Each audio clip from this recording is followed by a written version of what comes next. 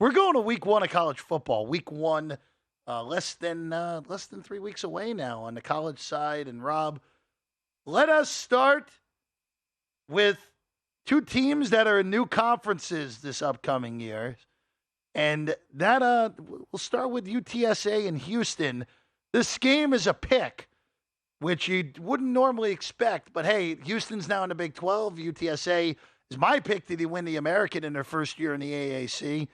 What way are you leaning here in this Texas battle between the Roadrunners and the Cougars?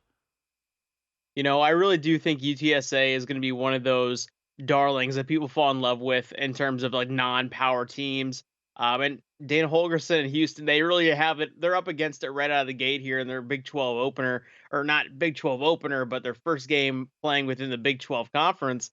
And I really do think UTSA steals a win here. I think it's going to be one of those classic games where, down the stretch in the third and fourth quarter, we see a bunch of repeat scores back-to-back drives. But I do like UTSA as just the overall better team in this matchup, actually.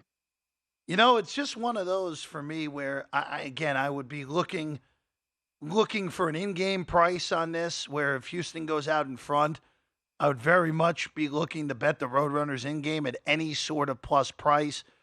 This game is on campus at the University of Houston, but again, Dana does not have it going with the Cougs at this point. And UTSA, Frank Wilson, I think, is one of the better quarterbacks in the country. I actually think he's worth the 300-1 shot on a Heisman if you want to say that they'll go below a Power 5 for the first time in a while. But I'm with the UTSA pick against Houston in week one. Now we go to the Battle of the Carolinas. UNC, South Carolina, Heels, a 2.5-point favorite in this one, total of 62. Yeah, and I really do think the wrong team is favored in this one. It's not by much, obviously, plus 2.5 if you're taking a spread. I might as well just say, hey, take the Gamecocks on the money line here. I am kind of sipping their Kool-Aid a little bit this season. Obviously, they are, there's a lot of hype and expectations around them, especially with Rattler coming back for another season.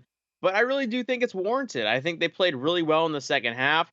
I do think they're going to make it interesting in the SEC in terms of maybe scaring a few teams that they might not in previous years. And I think right out of the gate, I think they get a win against the Tar Heels team that I think is a bit overrated at this point. North Carolina, again, obviously Drake May still there. I think North Carolina's defense is horrible. And that's my biggest problem with them going into the year. I don't have a play on this game because I think South Carolina was an overachiever a year ago because the younger Beamer, I think, is actually a pretty darn coach, just like his dad was at Va Tech. But it's just one of those. That 62, that might not be high enough. I love these college games. Oh, we're in the 60s. Yeah, not high enough. Because I don't like North Carolina's defense at all, but I do like their offense. So that would probably be the way I would look at that one in week number one, UNC and South Carolina. All right, let's go to Prime's debut. Colorado, TCU. TCU is a monster favorite, 20.5 points. Total is 59 here. And, Rob, you do not think that is enough points. This is one of those games where when you have a new quarterback and a new looking offense for TCU, and then also the same thing on the Colorado side, I think one of the things that you can really easily translate against a team right out the gate, especially when you're kind of catching them off guard with a new array of talent, is that you might be able to implement some offense. And I don't think Colorado's defense is going to be up to par in this one, but I do think maybe they can put up points. So a few different angles are standing out to me here. One, I like how many points you can get with Colorado potentially, but I also think there's going to be just a lot of points in general in this one. And 59, I mean, we could be staring at that near halftime of this game. So I really do like the over just going sailing over 59 in this game. Just, again, Colorado with all those changes, all those transfers, I would actually almost be inclined to. I know TCU is a whole new quarterback situation and coming off the magic carpet ride to the national title game, even though that game was not competitive one bit. 20.5, I don't know if that's enough either. If TCU is covering the 20.5, that probably leads to an over as well because Colorado will get some points when the game gets completely out of hand. Let's go to Fresno and Purdue. First game for Ryan Walters as head coach of Purdue. The Boilers, of course, I think are one of the weaker teams in the Big Ten this year. This is a noon start in West Lafayette on that first Saturday. They're laying 5.5 against Fresno State, new quarterback with Hayner now in the NFL. But that offense for the Bulldogs probably looking to be pretty good yet again, Rob. Yeah, and obviously I'm a big Jeff Tedford guy. I've always been a big Jeff Tedford guy. And even though they don't have Jake Hayner anymore, and he was sort of the heart and soul of that team for the past 3, maybe even 4 years, I have to think back. But this Fresno State team is still poised to be very good. I think Mikey Keene is a really great fit to kind of just step in and immediately replace a lot of that production, if not be a step-for-step replacement for that production. And when you look at Purdue on the other side, yeah, I think you nailed it. I think this is going to be one of the weaker teams in the Big Ten this year. I know there's going to be a lot of expectations, but Brom is just one of those football geniuses that's always going to have his team in a game. I think there's a lot to be just explored with Walters as a head coach in this spot. So I really do like the Fresno State's only getting, this 5.5, because I think a lot of people are going to want to lean towards taking Purdue at that number. And I really do think Jeff Tedford is going to be able to, make this a ball game. I would not be surprised if this is a one-score game at all. Again, 5.5 the line on Fresno and Purdue. All right, one last one for week 1 that you have, Rob. Rutgers, Northwestern, Piscataway, New Jersey. This, I believe, is the Big Ten on CBS's debut. Sure, why not on that first Sunday of the year. Total's 40.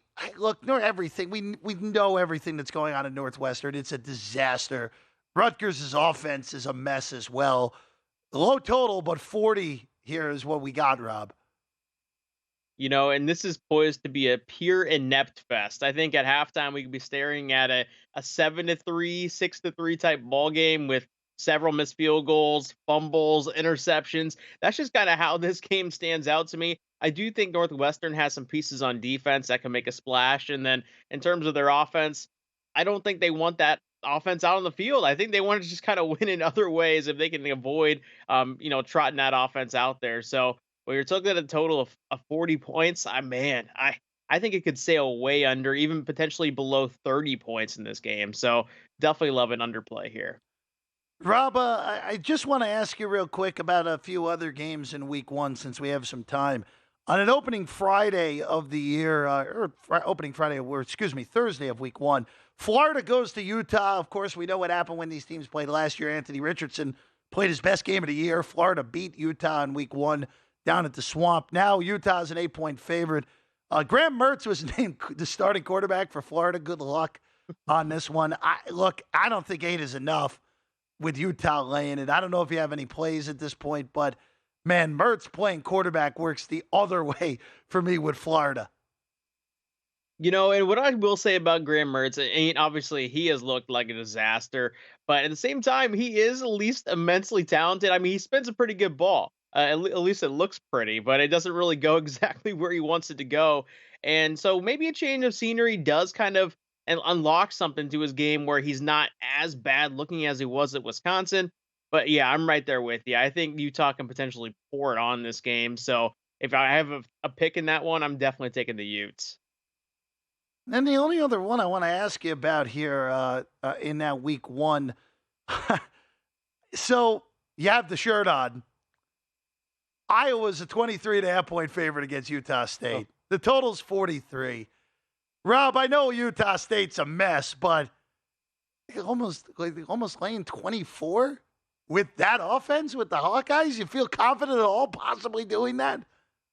Brian Ferentz in the offseason got a stipulation in his contract saying he has to score X amount of points. And I really do think in these non-con games, they're going to have to try to pour it on. And they have a lot of flashy new toys. So if you want to take an angle on this one, maybe an Iowa team total over and maybe even a full game over, as crazy as that sounds. So I definitely lean that way here.